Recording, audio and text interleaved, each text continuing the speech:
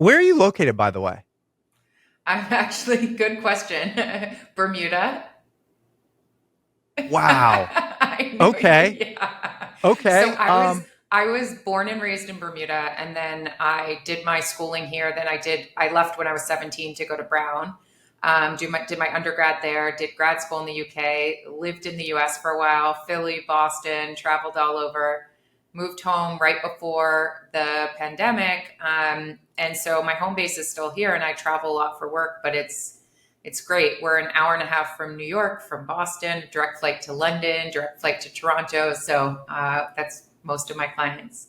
I'm sorry. You just said Bermuda. Like, let me tell you, the last place I was anticipating was Bermuda. I Okay. know. You know what? We're gonna leave this in. We're gonna leave this in. This is I could fantastic. have Let's. I could have been like guess, and we would have been here for the whole podcast Oh ever. my So gosh. Yeah. Did you say you were born in Bermuda? yeah, born and What raised. is My that father's even like? Yeah, it's amazing. I mean, I was very lucky. Bermuda is an amazing place to grow up. You can be outside year round. And just the community and the vibrancy and the culture here was just really formative. Also, having access to the ocean um, for me was very formative in kind of my younger years, which was amazing. And part of the reason why this is now home base from which I travel to my clients because it's great. I've got a 5-year-old, so I Ah. can be outside with him all the time, which is awesome as well. And yeah, it was really, I mean, for me, I lived in Boston for a while, lived in Philly. I mentioned I did undergrad at Brown, grad school at Oxford. I've lived in Australia, lived in Jamaica. I'd lived all over. So I Yeah. think I was ready to have a base. And the Yeah. great thing about running your own business, I mean, my business is a mix of coaching and then strategic advisory work with companies, speaking and facilitation and lectures, and then research and writing. And really, for me, being able to have a home base and then travel to my clients as needed, it's worked out great. So.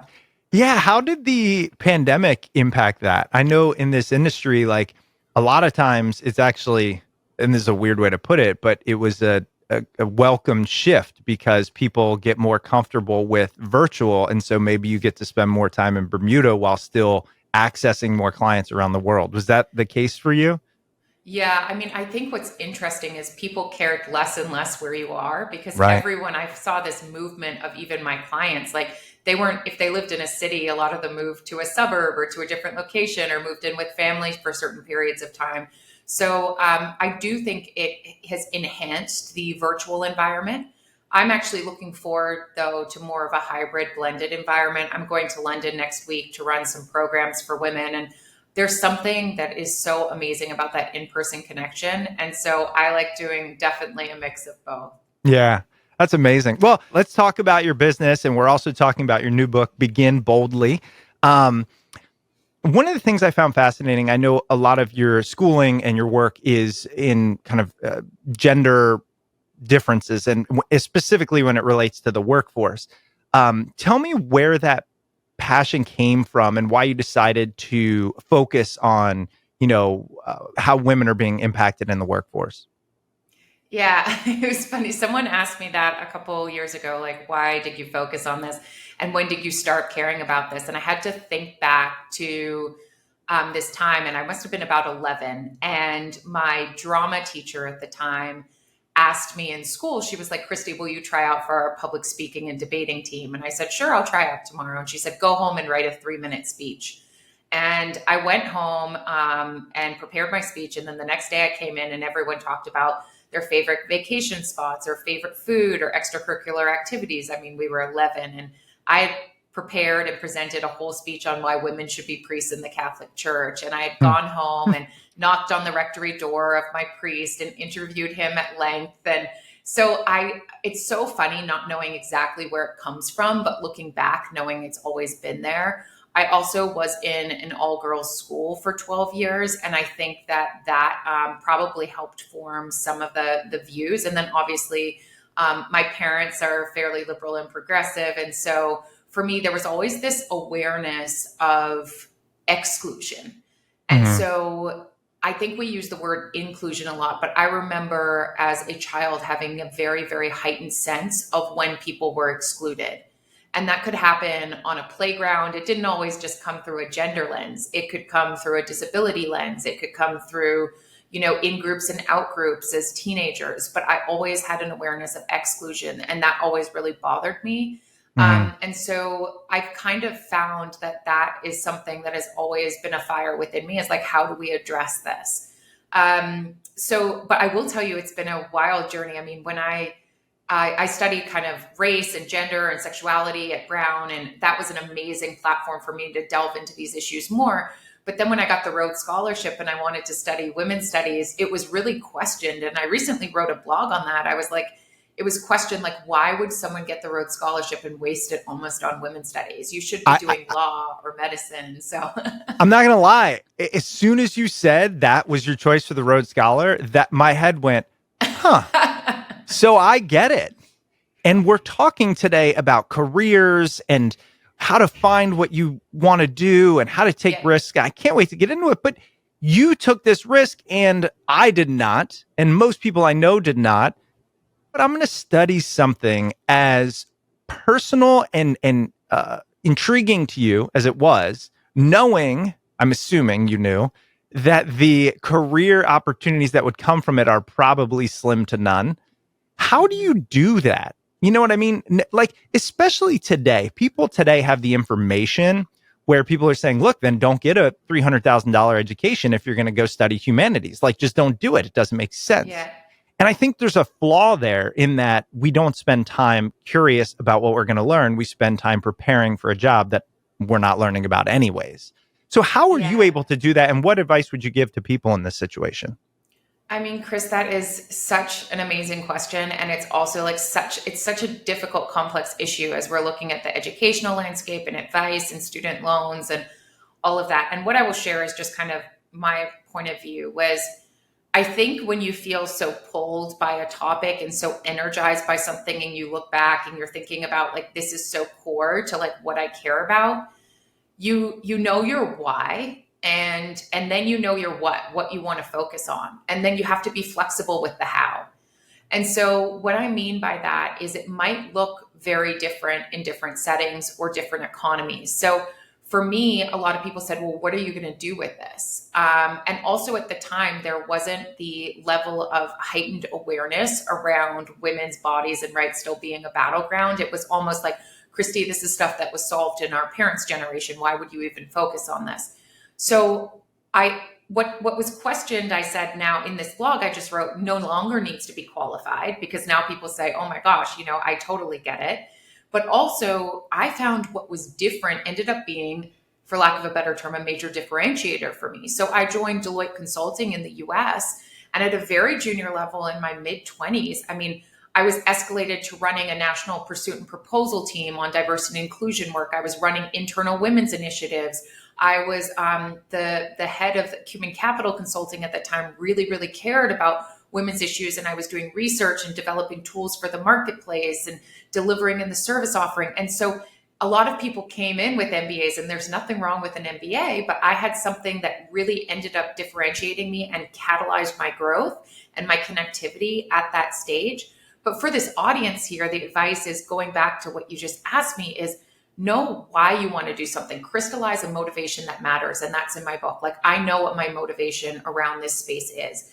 Then think about what you want to do. I knew I wanted to women's studies, but how that manifests into career, I have to be flexible. For a while, it was being internal within Deloitte Consulting.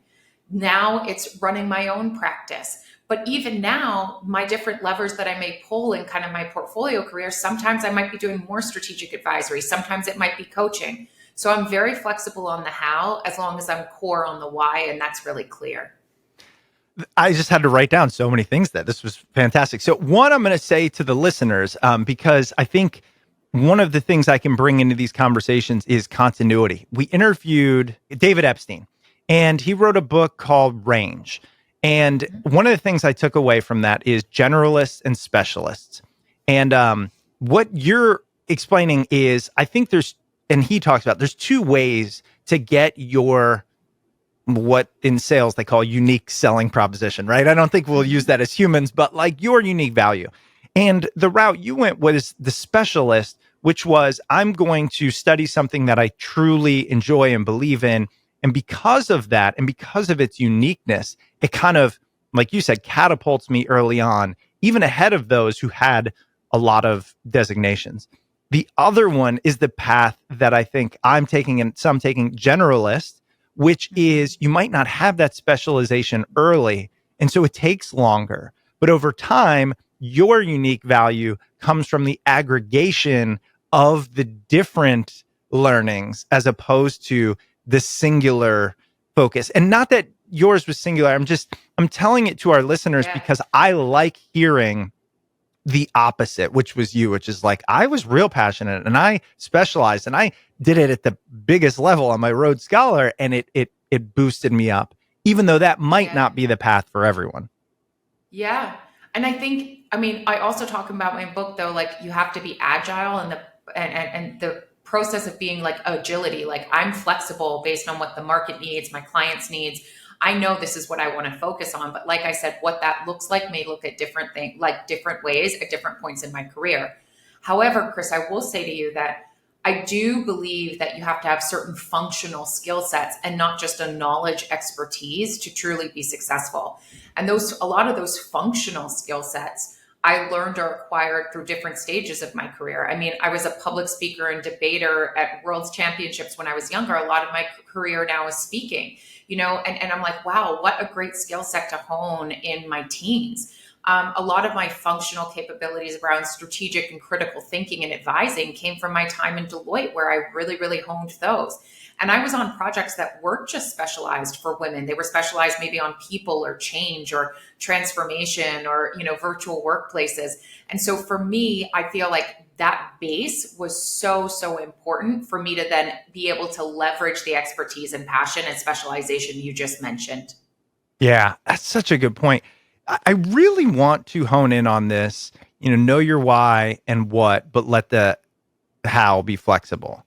And the Yeah. reason is I'm finding that when you know your why and you're passionate about it, sometimes flexing on how can feel off track, right? It can feel like a detour. It can feel like, I don't want to say wasted time, but this isn't the essence of it. How, first of all, I guess, would you agree? I'm basing this off of my own personal experience, and there are many that I could go through with this, but, and then if so, how do you deal with that when you feel like you might be taking a step to the side or backwards, even though you're still operating in that same why? Yeah. I mean, I think when we think about career paths as linear, or it looks like this, like being a woman specialist or gender specialist in looks like this, I think we're going to lose so many opportunities for growth and learning. And it's sometimes in hindsight, you realize the value of things and how the puzzle pieces are fitting together. But I heard this great analogy from a senior level women leader years ago. And she was like, we're all on the highway and we might be in the slow lane for a while, or, just let people know that you're getting into a lane that's a little slower. We're going in the same direction, or that you want to be in the fast lane for a while. Or, and then I always think about it like, or you take a detour, you put your indicator on, you tell people, but you come back on. There's exits and entrance onto most highways. And it might be not exactly the way you envisioned it, but you can still be going in that same direction. And I'm working with someone right now who I coached years ago, and I've seen her career evolve from like a high level corporate role to where she is now, to then doing entrepreneurial side hustles, to sitting on boards. And we work on this all the time. Like, depending on your financial conditions, security, your family, the markets, you have to be flexible on the how. If you're too rigid on the how, you're not going to achieve your why.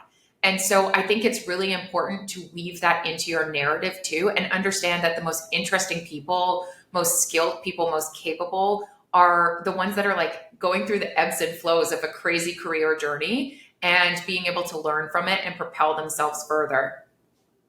Have you ever felt that almost uncertainty or that fluidity comes at the expense of extra stress and because uncertainty can be unsettling. How would you recommend we deal with that? Yeah, so I actually write about that in my book because I mean, I've struggled with that. Almost all of my clients struggle with that. As human beings, we're often, and particularly like when you're, these striving, high performing human beings, you're trying to control as many factors as you can. But most of the time, what we're trying to control is what we're trying to do is create a false sense of security or control. And the reality is, in our lives, there's very few things that are absolutely something that like we know we can hold on to. And so I actually think learning the skill sets and the mindsets to embrace uncertainty is one of the most critical things for living a rich and vibrant and full and brilliant life, not just career. Because you have kids and every single day is uncertain. You walk into a workplace and you don't know if you're going to be laid off, if there's a recession. I mean, you can get a secure job. Is it really secure? Leadership changes, companies change, products change, markets change. So I think one of the most powerful tools we have is our ability to truly embrace uncertainty. And I talk about how to kind of use your mindset to do that in the book, but then also believe no matter what the outcome, you can figure it out. So embracing uncertainty comes down to the fact that you have to have faith in your capabilities, that irrespective of what happens, you can figure it out. That might mean pulling upon your network, working with other people, but just know that you can figure it out and figure out a next step. I think that's such an essential life skill. How do we build that in a way that's different from just, hey, we should think differently? Because, and I'm very interested in how you've done it, because I look at your bio, I look at your accomplishments, obviously well-spoken, all of these things, you've done so many different things. And it's like, easy for you to say, you know what I mean? But as you mentioned, you've struggled with this as well. So how have you done it? And how can we actually start to embody that? I think believing it is easy, but embodying it is really hard. Yeah. So a lot of it has to go through working through like your inner critic or limiting beliefs around yourself. And we all have that kind of side that's telling us you're not going to be able to figure this out. This is too much for you. You should be holding on to things you can control. And it's very comforting when you hear all of those voices or, inner dialogues, for whatever you want to call them, to like retreat to a place that feels safer, or more secure or more predictable. But the reality is like there's certain like actual tools you can use to counter that. So in my book, I talk about like ways we reframe our limiting beliefs. And yes, a lot of it's mindset work, but you have to interrupt negative thought patterns if you're actually going to be able to take risks. And the whole book is about the fact that we should actually embrace risk, seek out risk, reimagine it, embrace uncertainty, because uncertainty is part of taking risk. And it kind of says we take risks all the time in our lives. We get in a car every single day, even though there's a chance of an accident. But guess what? We were taught how to drive. We had a driver's ed class. We probably have an emergency number if we get a flat. We probably have a map or a GPS, or, there's so many other things. We've got our car manual, and we treat risking and embracing uncertainty like, oh, we should just know.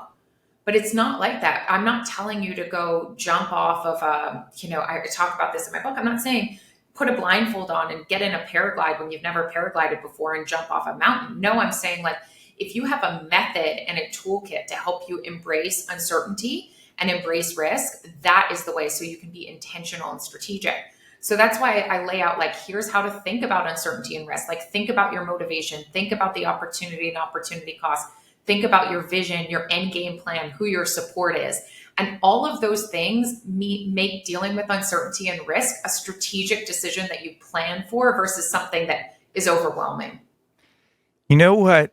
I think that's fantastic advice. And I was just relating it to my own life. I think sometimes myself and probably many people will know that kind of work is the work you have to do, but it's easier to not do the work, live in your head, worry about what you can't control and not change anything. Like, oddly enough, right? It's easier to suffer internally than to progress like externally on it. Yeah. Yeah. I mean, it is difficult. And I think there's like in the framework that I just mentioned, the S is for support, right?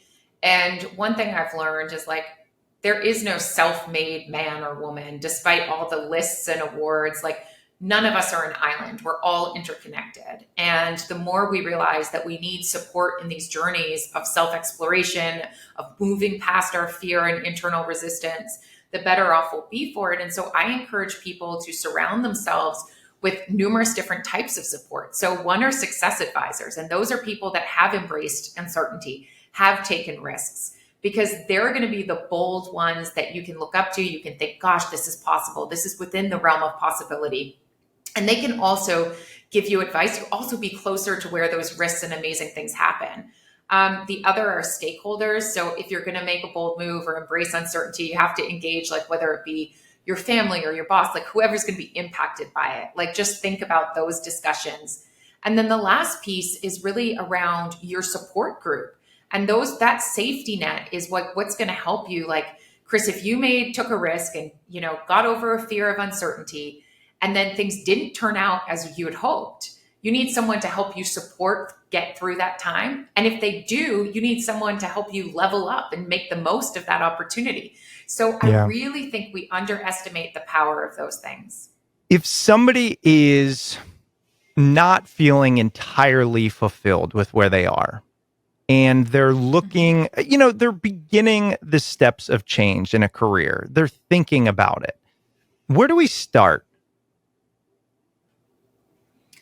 So I think one thing that holds people back from making bold moves and keeps them almost complacent in roles where they know that there's something more, but they're nervous about it. It's not just the fear of failure, it's the fear of uncertainty, which we've already kind of broken down.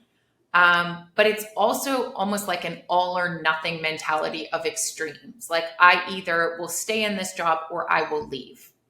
I will either take this secondment or I won't. I'll either move to Singapore or I'll stay in Wisconsin. Like these are extremes.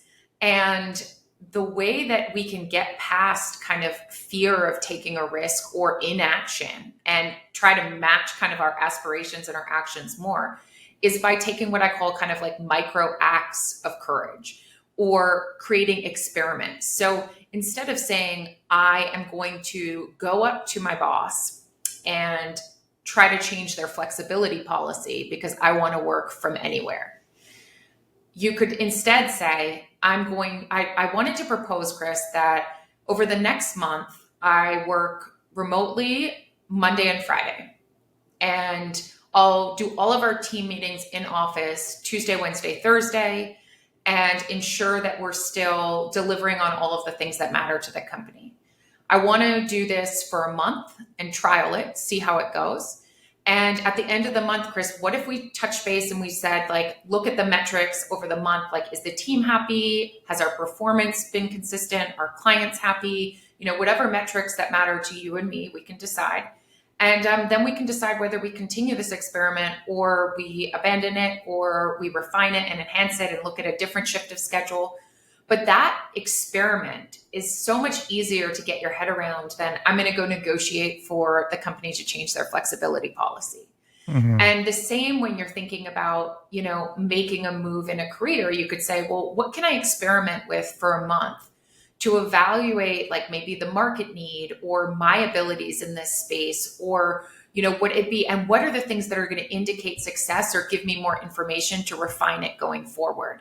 It's also a useful thing at home. Like we talk a lot about like division of house and childcare. That's something that most couples deal with irrespective of, dynamics and dual career or single career.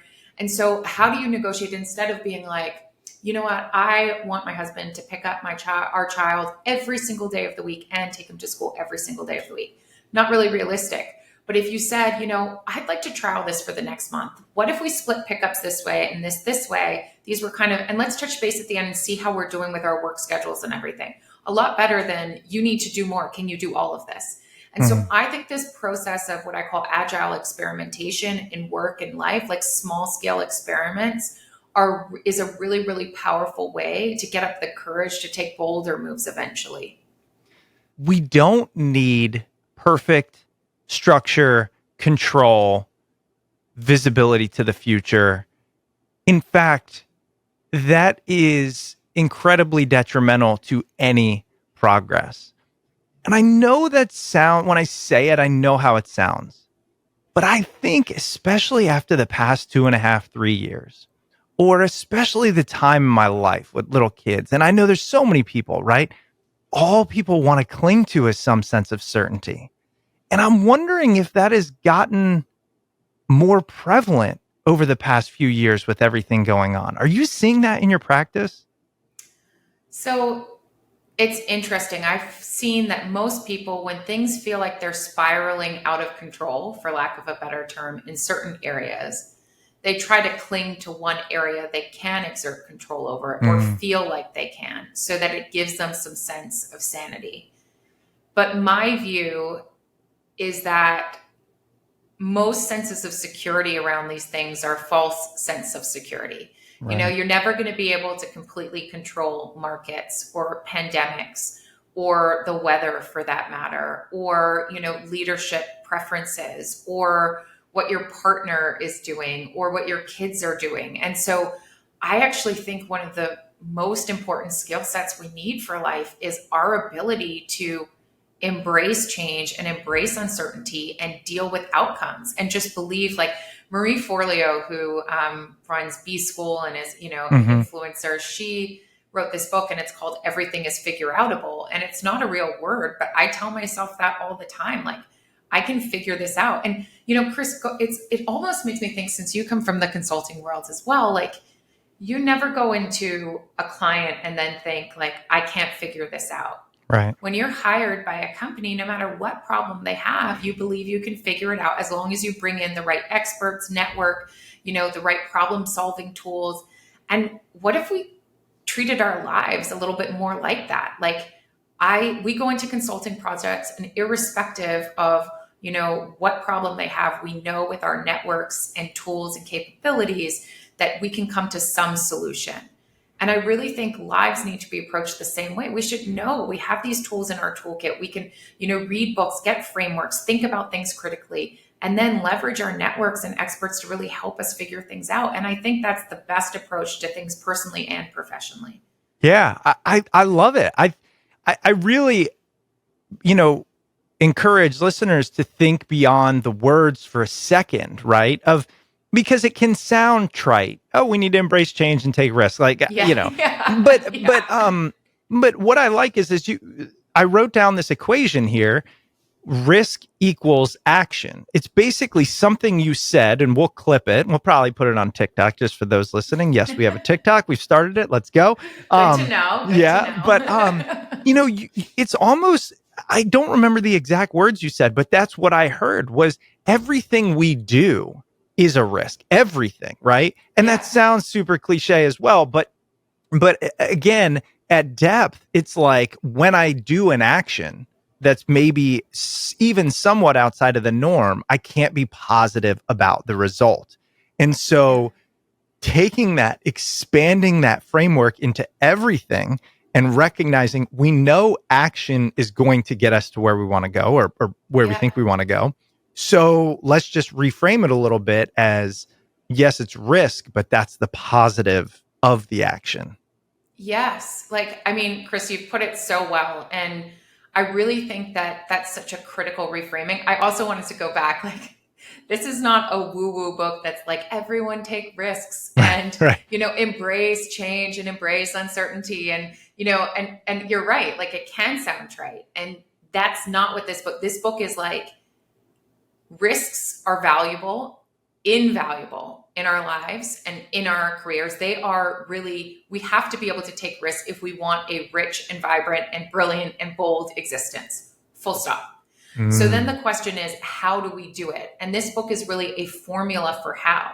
Like, I'm not telling everyone on this like podcast to go out and take any risk. I'm saying, here's a method to assess it. Here's a ritual to embed in your life. And then here's how you continue to learn and grow. Another misnomer is this is not about avoiding failure. It is not about avoiding negative outcomes, because you can't.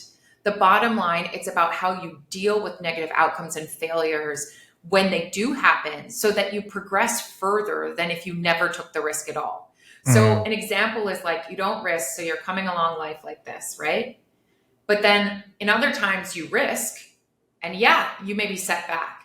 But what you learn is going to propel you further than if never took that at all. Sometimes Mm. people make a career move and they're like, crap, this didn't work out. This wasn't the company for me. This wasn't the role. Great. What did you learn? You learned a lot more than if you had stayed in that safe job. I bet you have so many new insights about where your capabilities and skills and unique edge will really play. And so I just think we need to also think about failure in that way as well.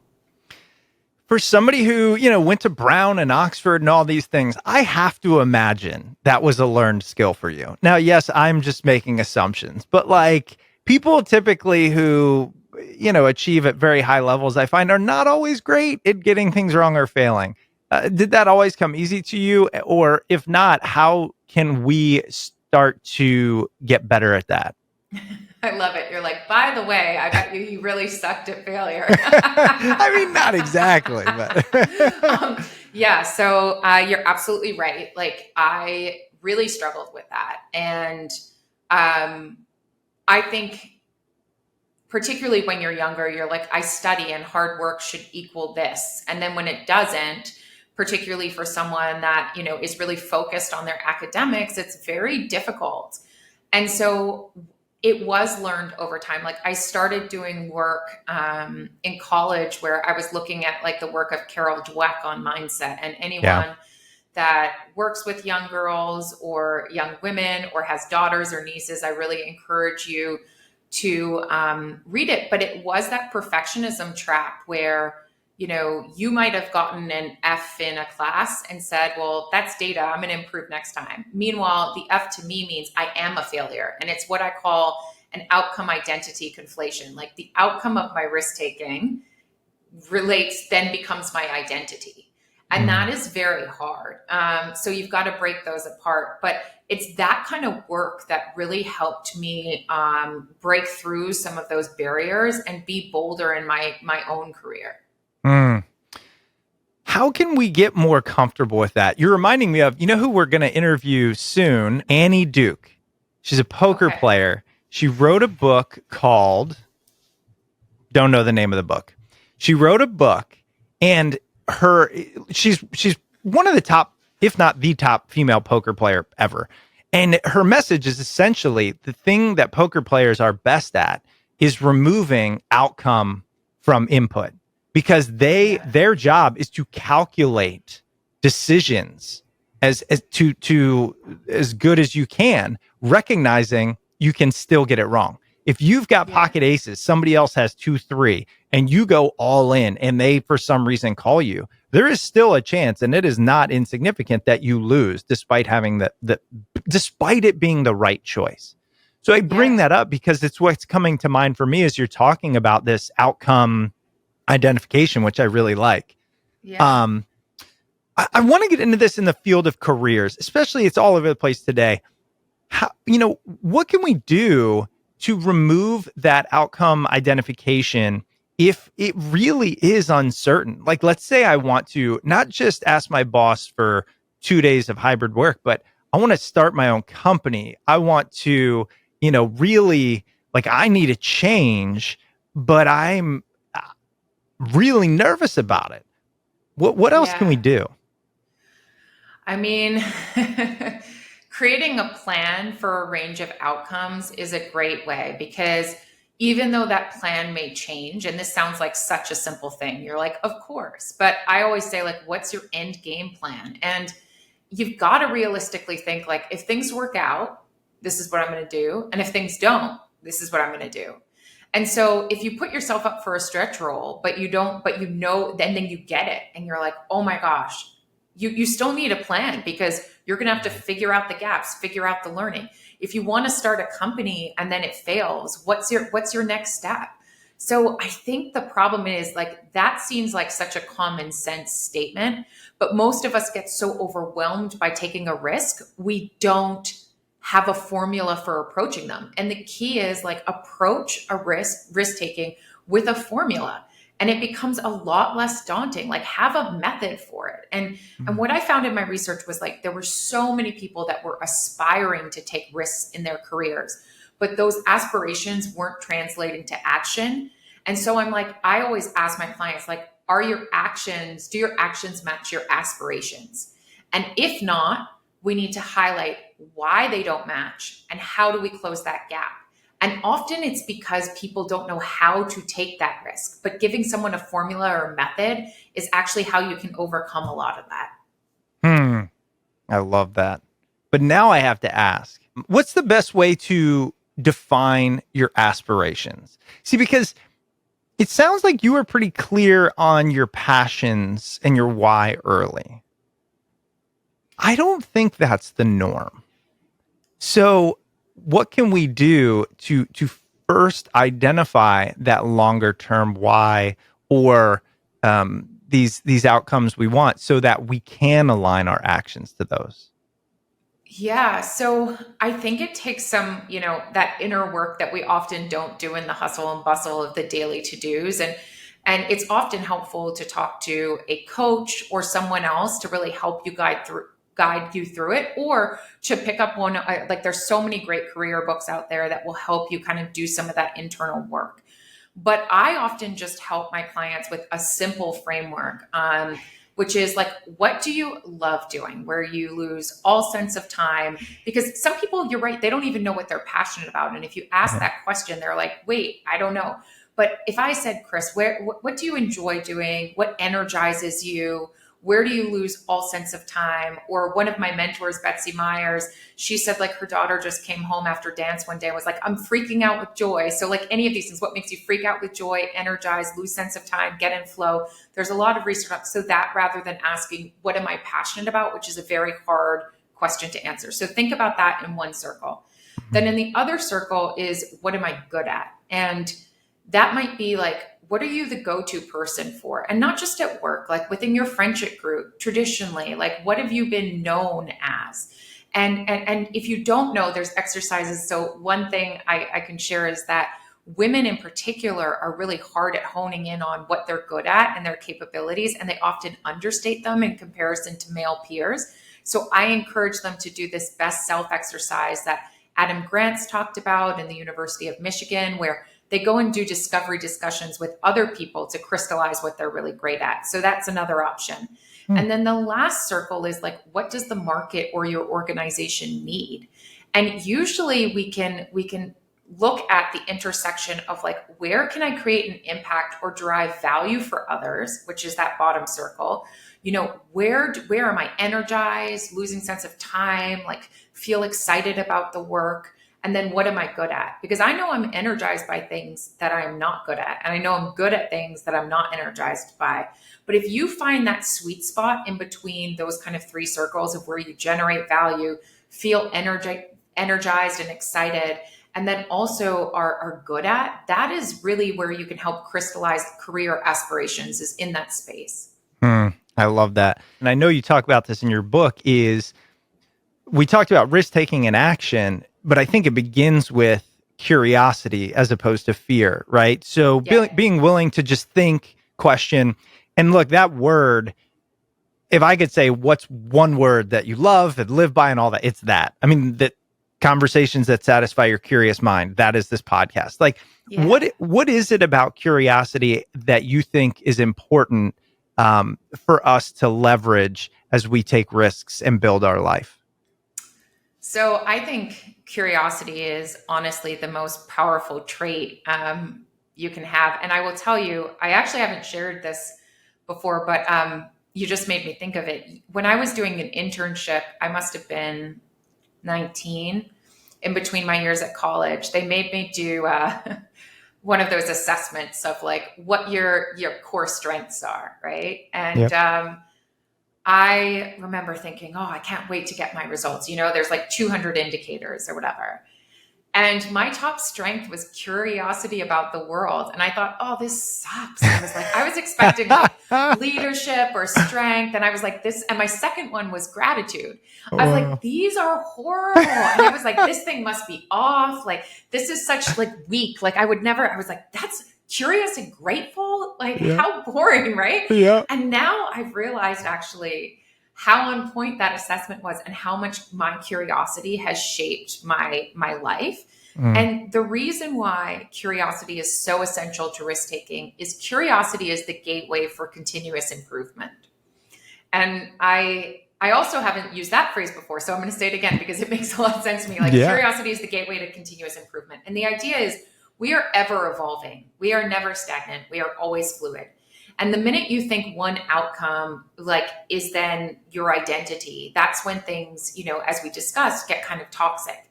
But if we view ourselves as always evolving, continuously improving, the gateway to that is asking questions. How can I do this better? What would I do next time? What have I learned? And what data do I have that's going to like catapult my career and life forward in ways that it wouldn't if I didn't take this risk? And so in the book, there's this framework, and it's intentionally simple so you can paste it in your office and remember it. And it's called Risk, Refine, Reward, Repeat. And the idea is you take a risk, right? You assess the reward and you say, and rewards are also failures. So what did I learn? What was the output? The refine phase is, will I let this outcome of risk taking define me or refine me? And the idea is you want it to always refine you, whether it was a successful risk taken, whether it was a negative unintended outcome, and then repeat. And it's a circle. You should do this for the rest of your life. This should be a ritual. You take a risk, you assess the rewards, you refine your approaches, and you repeat.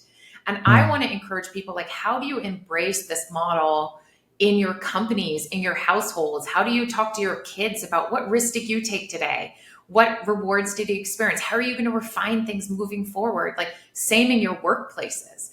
And I think it's so critical. That's how we can use curiosity to always asking those questions to push kind of our risk appetite forward.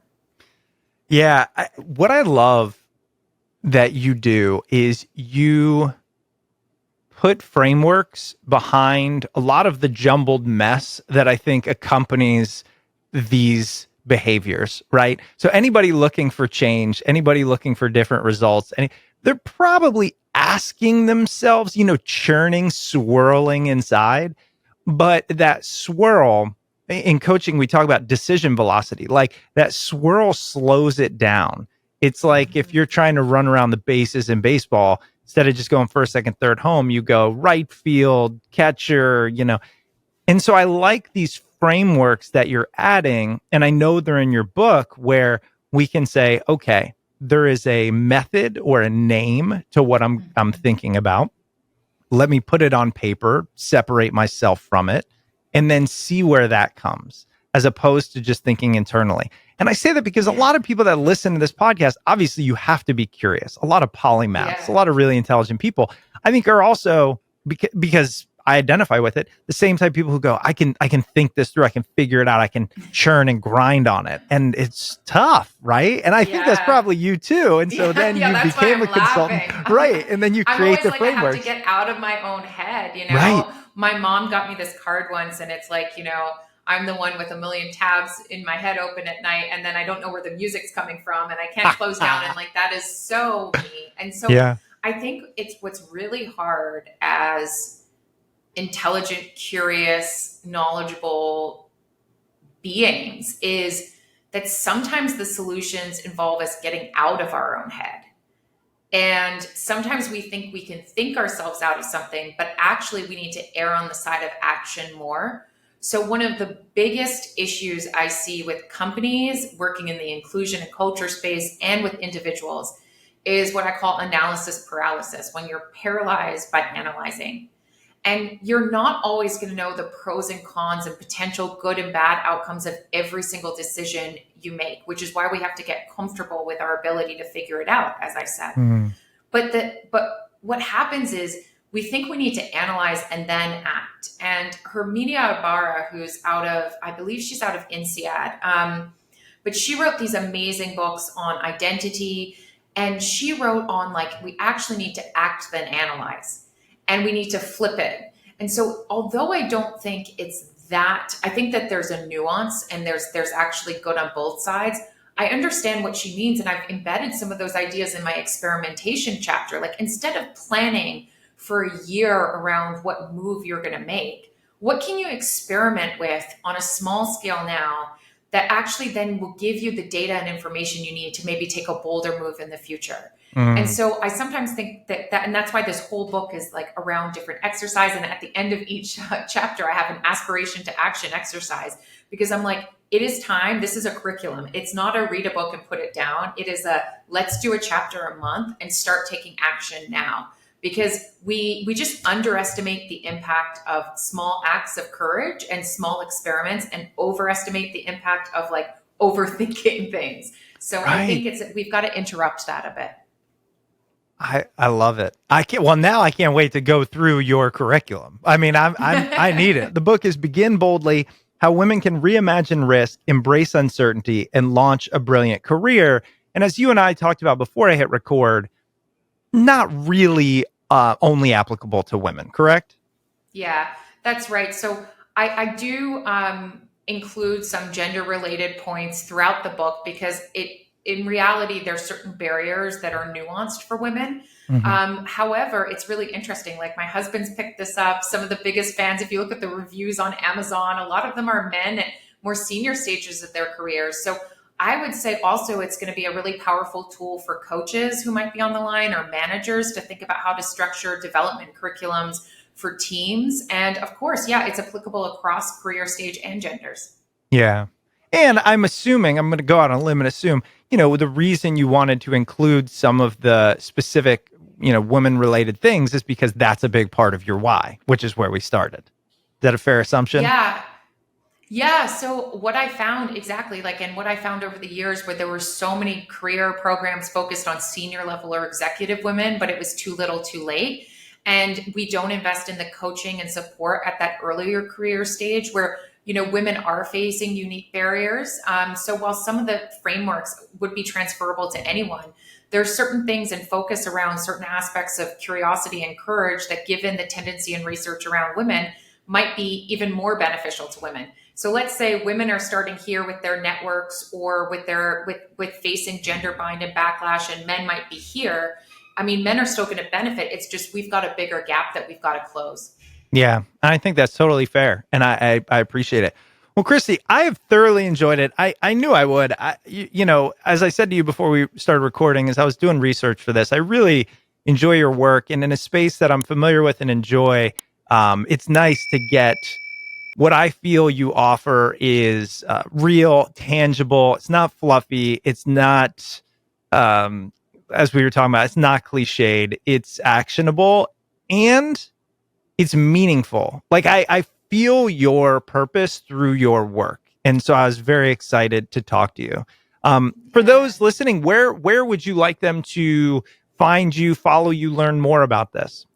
Yeah, sure. So my website's ChristieHunterAscott.com. So it's my full name. And then my name is my hashtag on Instagram as well, LinkedIn. Those are great places to connect. So just shoot me a message, and definitely check out the book. I love it.